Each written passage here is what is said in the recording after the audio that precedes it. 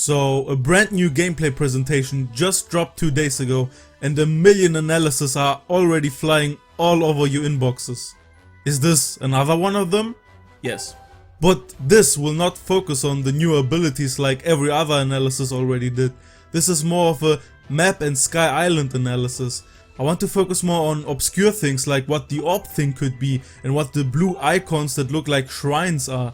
And we will also map exactly where this island is located and how big it is. And because somehow this works for every YouTuber, I will tell you to subscribe right now, even before watching the video. Just do it. Thanks. So let's get started. The first shot starts near the dueling peaks, as most of you already guessed. We know all shrines and Sheikah towers are gone and replaced with these new towers that look even higher and are surrounded by lights. We get a closer look in the old trailers, but not much of a closer look. If my speculation that this shot plays at the top of one of these towers is correct, that would still make them of Sheikah origin, but we can't be sure yet. Other than that, all the destroyed guardians are gone and some new debris fell from the sky. We actually see a new enemy type already here that we see even clearer later. But these are constructs. Mechanical beings constructed by the Zonai, as we see the items they drop directly reference the Zonai. Some are built as guards to defend intruders, while others seem to be friendly in nature. We can actually talk to some of these constructs like the Ranger construct, so they are treated as NPCs. These are actually called golems in Japanese and some other languages, which makes their purpose even clearer. Quick recap on the Zonai: they are an ancient tribe that built the massive animal statues we see all over Breath of the Wild, but especially in the Zonai ruins in the south of Hyrule. They were presumably a highly advanced civilization that disappeared because of unknown reasons in the main game. As we get closer to the dueling peak stable, we can actually see a Korok for the first time in Tears of the Kingdom. This does not seem to be a normal Korok quest though. It seems to be a normal Korok NPC that we can talk to, and even though he seems to struggle to get up from the heavy backpack he has, he doesn't seem to have any quest for us right now. There's some construction sites for buildings and stuff, maybe a quest you can do later. The stable is actually smoking this time around, maybe to make them more visible, but they could also have a kitchen now, who knows. Then we see a mysterious purple cloud that we have no idea what it does, and I don't want to speculate it, so let's get actually to the good part. We fly up to the top of a sky island that seems to be one of the smaller ones with really not much on them. There we can see a dragon flying around that is most definitely Naydra. We will see another dragon later that is definitely new, but we will get to that. A more important observation to make here is that we've got no map for this part of the island yet. But if you were wondering how to get up on the slightly bigger island on the left, we see a bridge that seemingly goes to nowhere, but it is directly below the other sky island. You will be able to use your ascent ability to get to the other island. But that's not where we're going. Thanks to the Zelda team deciding to give us too much power, they implemented coordinates on the actual map now. If we follow these coordinates from the shot before to the shot after the cut, we can clearly see that we are more southwest than before and way higher up. That places us on the huge island we can see in the distance right here. We will spend the rest of the demonstration on this exact island. How we got up there is a mystery for us though. Now I need to give a huge shout out to Kokiri Theory on Twitter. She actually mapped the entire minimap to the sky island we are walking on and made a handy map for us. Definitely check her Twitter and YouTube channel in the description and give them a follow. To find the correct orientation, we just have to rotate the minimap a little bit, and we can do that because the minimap actually shows us where north is. So here we go, bam. We can see Aonuma starts in the middle of the map and then first goes to the northeast of the islands where we shoot some innocent birds. Then we jump cut to the most west part of the island and make our way southeast to the map. There's an intermission where we are on the northwest part of the island where we built a flying boat, but mostly this is the route we take. So I did what every sane person would do and mapped the coordinates to the Hyrule we know, and this way we can see exactly where the island is placed above Hyrule and how large it is. Well, the part that we can actually see because there's still some missing chunk on the northwest of the island. So here it is, and yes, giving us coordinates was a mistake. Anyway, we have to clear up some important icons on the map. These icons look awfully familiar to the shrine icons from Breath of the Wild, but they are not identical. These are actually the stones with swirly energy you see throughout the trailers. Some of them didn't have the swirly energy yet, but most of them do. Shrine markers also had a different purpose.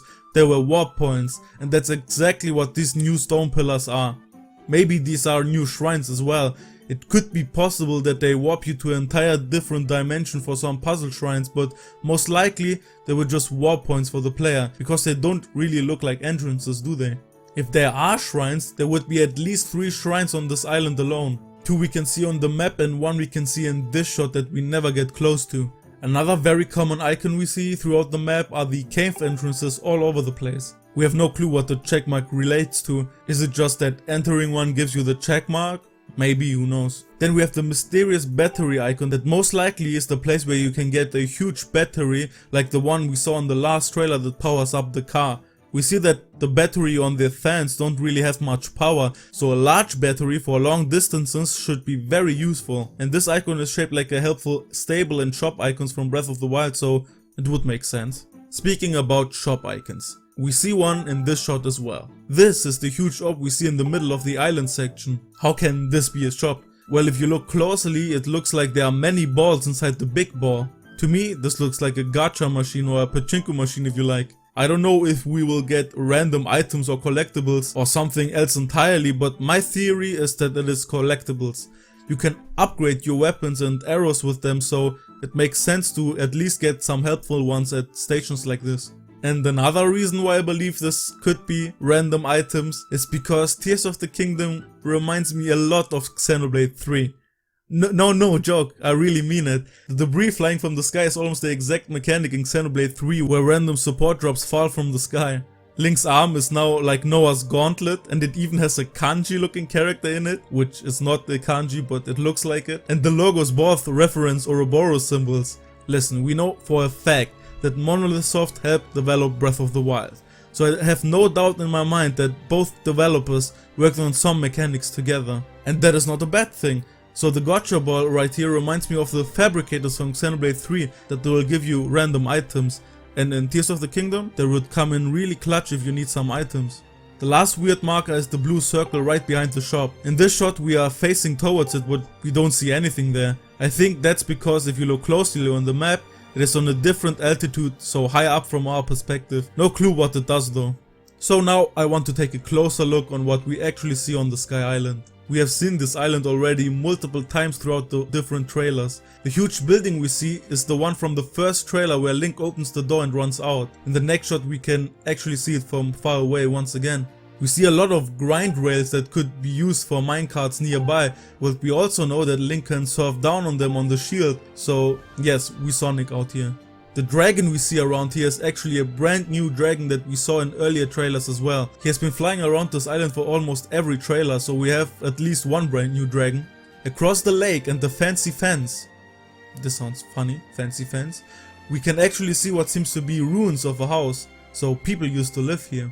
In this part of the trailer, we see what looks to be an arena of some sort with some boxes lying around. You will be mistaken to think this is some kind of Korok puzzle. I think this is where we fight the big golem figure we see in the recent trailer. The arena and the box design match perfectly. Then a quick side note, we can see that the top of this island is covered in snow. This makes kinda sense in Breath of the Wild since the area was so high above, but I find it funny how they had to make it make sense here, but it really doesn't. And then finally we jump down from the Sky Islands and we see Hyrule once again. This time we get a good shot at almost everything from the map.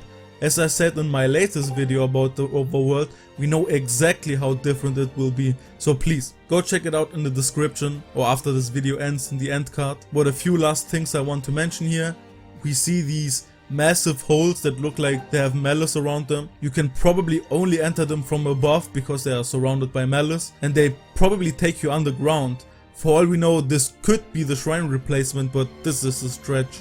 Because of the coordinates, we can actually place them once again on the map. There seem to be random hills, one of them being on a large tree trunk we walked up in Breath of the Wild. Maybe I will follow up with a Hyrule analysis, but then again, better to leave us some surprises, right? So I think this is a good spot to end the video. I think the trailer actually got me excited about exploring Skyrule, but this wasn't even the focus of the presentation. We think Nintendo worries about spoiling us too much, That's why they don't show us a lot, but honestly, they could have not shown us Link's abilities and kept them a surprise for the players. What most people that are not sold on the game worry about is actually the main goal of the adventure. The dungeons, the story, the side activities like shrines or Korok puzzles. The sandbox is very good and exciting, but I don't think any of us had worries about that not being fleshed out.